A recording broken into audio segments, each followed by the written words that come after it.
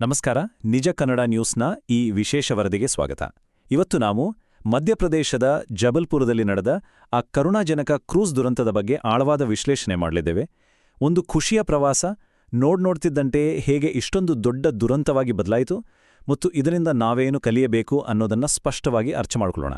ಬನ್ನಿ, ನೇರವಾಗಿ ವಿಷಯಕ್ಕೆ ಹೋಗೋಣ. ಮೊದಲನೆಯದಾಗಿ ಈ ದುರಂತದ ಪ್ರಮುಖ ಮುಖ್ಯಾಂಶಗಳನ್ನೊಮ್ಮೆ ನೋಡೋಣ. ಇಲ್ಲಿ ನಮ್ಮ ಎದೆ ಝಲ್ಲೆನಿಸುವ ಒಂದು ಸಂಖ್ಯೆ ಇದೆ. ಅದೇ 13. ಹೌದು, ಭಾನುವಾರ ಬೆಳಿಗ್ಗೆ ನಡೆದ ಅಂತಿಮ ಶೋಧ ಕಾರ್ಯಾಚರಣೆಯ ನಂತರ ಈ ಜಲದುರಂತದಲ್ಲಿ ಸಾವನ್ನಪ್ಪಿದವರ ಒಟ್ಟು ಸಂಖ್ಯೆ 13ಕ್ಕೆ ಏರಿಕೆಯಾಗಿದೆ. ಇದನ್ನು ಕೇವಲ ಒಂದು ಸಂಖ್ಯೆ ಅಂತ ಹೇಳೋಕ್ಕಾಗಲ್ಲ ಅಲ್ವಾ? 13 ಅಮೂಲ್ಯ ಜೀವಗಳು ನೀರು ಪಾಲಾಗಿವೆ ಅನ್ನೋ ಕಹಿ ಸತ್ಯ ಇದು. ಈ ಅಂಕಿಅಂಶಗಳ ಹಿಂದಿರುವ ನೋವು ಎಷ್ಟು ತೀವ್ರವಾಗಿದೆ ಅಂದ್ರೆ, ಭಾನುವಾರ ಮುಂಜಾನೆ ಕೇವಲ 9 ವರ್ಷದ ಪುಟ್ಟ ಬಾಲಕ ಮಯೂರಂ ಹಾಗೆ ಬೆಳಗ್ಗೆ 8 ಗಂಟೆ ಸುಮಾರಿಗೆ ಆತನ ಚಿಕ್ಕಪ್ಪ ಕಾಮರಾಜ್ ಆರ್ಯ ಅವರ ಮೃತದೇಹಗಳು ಪತ್ತೆಯಾಗಿವೆ. ಇವರಿಬ್ಬರು ತಮಿಳುನಾಡಿನ ತಿರುಚಿರಾಪಳ್ಳಿಯವರು. ಆ ಕುಟುಂಬದ ಪರಿಸ್ಥಿತಿ ಈಗ ಹೇಗಿರ್ಬೋದು ಅಂತ ಒಮ್ಮೆ ಯೋಚನೆ ಮಾಡಿದ್ರೆ ನಿಜಕ್ಕೂ ಕರುಳು ಹಿಂಡಿದಂತಾಡುತ್ತೆ. ಸರಿ, ಅಸಲಿಗೆ ಈ ಘಟನೆ ಹೇಗೆ ನಡೀತೋ ಅನ್ನೋದರ ಹಿನ್ನೆಲೆಯನ್ನ ಈಗ ಸ್ವಲ್ಪ ವಿವರವಾಗಿ ನೋಡೋಣ. ಈ ದುರಂತಕ್ಕೀಡಾದ ಹಡಗು ಮಧ್ಯಪ್ರದೇಶ ಪ್ರವಾಸೋದ್ಯಮ ಇಲಾಖೆಗೆ ಸೇರಿದ್ದಾಗಿತ್ತು. ನರ್ಮದಾ ನದಿಗೆ ಕಟ್ಟಲಾದ ಜಬಲ್ಪುರದ ಬಾರ್ಗಿ ಅಣೆಕಟ್ಟಿನ ಹಿನ್ನೀರಿನಲ್ಲಿ ಈ ದುರ್ಘಟನೆ ನಡೆದಿದೆ.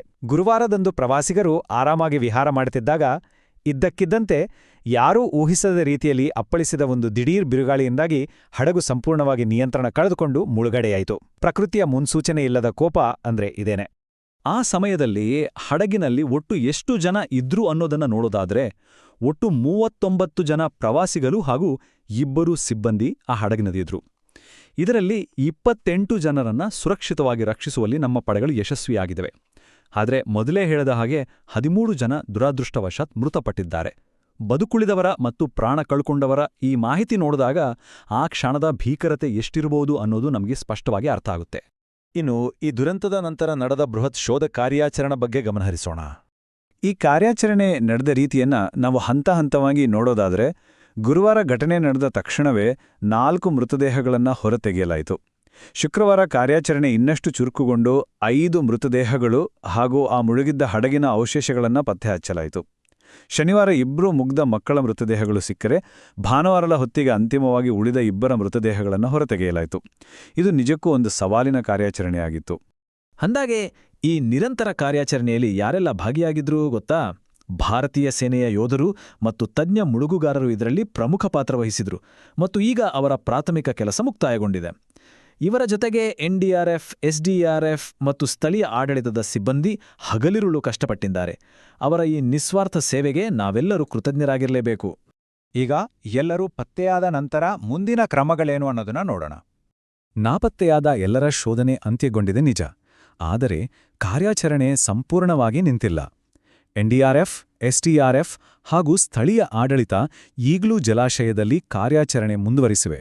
ಯಾಕೆಂದ್ರೆ ಹಡಗಿನ ಉಳಿದ ಭಾಗಗಳು ಮತ್ತು ಸಂತ್ರಸ್ತರಿಗೆ ಸೇರಿದ ಕೆಲವು ವೈಯಕ್ತಿಕ ವಸ್ತುಗಳನ್ನು ಹುಡುಕುವ ಕೆಲಸ ಇನ್ನೂ ಸಕ್ರಿಯವಾಗಿ ನಡೀತಾನೇ ಇದೆ. ಈ ಬಗ್ಗೆ ಅಧಿಕೃತ ಮಾಹಿತಿ ನೀಡಿದ ಜಬಲ್ಪುರ ಜಿಲ್ಲಾಧಿಕಾರಿ ರಾಘವೇಂದ್ರ ಸಿಂಗ್ ಅವರು ಒಂದು ಸ್ಪಷ್ಟನೆ ನೀಡಿದ್ದಾರೆ. ಭಾನುವಾರವೂ ಕಾರ್ಯಾಚರಣೆ ಮುಂದುವರೆಸಿದ್ದೇವೆ, ಸೋಮವಾರವೂ ಇದು ಬೇಕಾಗುತ್ತಾ ಅಂತ ಪರಿಶೀಲಿಸ್ತೀವಿ ಅಂತ ಹೇಳಿದ್ದಾರೆ. ಅಷ್ಟೇ ಅಲ್ಲ, ಗಾಯಗೊಂಡವರಿಗೆ ಸರ್ಕಾರ ಘೋಷಿಸಿರುವ ಆರ್ಥಿಕ ಪರಿಹಾರ ತಲುಪಿಸಲು ಸಂತ್ರಸ್ತರ ಪಟ್ಟಿಯನ್ನು ಸಿದ್ಧಪಡಿಸುವ ಪ್ರಕ್ರಿಯೆ ಕೂಡ ನಡೀತಿದೆ ಅನ್ನೋ ಭರವಸೆಯನ್ನವರು ನೀಡಿದ್ದಾರೆ. ಅಂತಿಮವಾಗಿ ಈ ಸಂಪೂರ್ಣ ವರದಿ ನಮ್ಮೆಲ್ಲರ ಮುಂದೆ ಒಂದು ದೊಡ್ಡ ಪ್ರಶ್ನೆಯನ್ನು ಹುಟ್ಟುಹಾಕುತ್ತೆ. ಅದೇನಂದ್ರೆ, ಇಂಥ ದಿಢೀರ್ ಹವಾಮಾನ ಬದಲಾವಣೆಗಳನ್ನು ನಾವು ಮುಂಚಿತವಾಗಿ ಗ್ರಹಿಸೋದು ಹೇಗೆ? ಜಲವಿಹಾರಗಳಲ್ಲಿ ಪ್ರಯಾಣಿಕರ ಸುರಕ್ಷತೆಗಾಗಿ ನಮ್ಮ ವಿಪತ್ತು ನಿರ್ವಹಣಾ ವ್ಯವಸ್ಥೆ ಇನ್ನಷ್ಟು ಕಟ್ಟುನಿಟ್ಟಾಗಬೇಕಿದೆ ಅಲ್ವಾ? ಈ ದುರಂತ ಕೇವಲ ಒಂದು ಸುದ್ದಿ ಆಗ್ಬಾರ್ದು, ಬದಲಿಗೆ ಭವಿಷ್ಯದಲ್ಲಿ ಇಂಥ ಜೀವಹಾನಿಯನ್ನ ತಡೆಯೋ ಒಂದು ಎಚ್ಚರಿಕೆಯ ಗಂಟೆಯಾಗಬೇಕು. ಈ ನಿಟ್ಟಿನಲ್ಲಿ ನಾವೆಲ್ಲರೂ ಗಂಭೀರವಾಗಿ ಯೋಚಿಸಬೇಕಿದೆ. ಇದಾಗಿತ್ತು ಇವತ್ತಿನ ವಿಶೇಷ ವರದಿ. ಮತ್ತೊಂದು ಆಳವಾದ ವಿಶ್ಲೇಷಣೆಯೊಂದಿಗೆ ಮತ್ತೆ ಸಿಗೋಣ. ನಮಸ್ಕಾರ.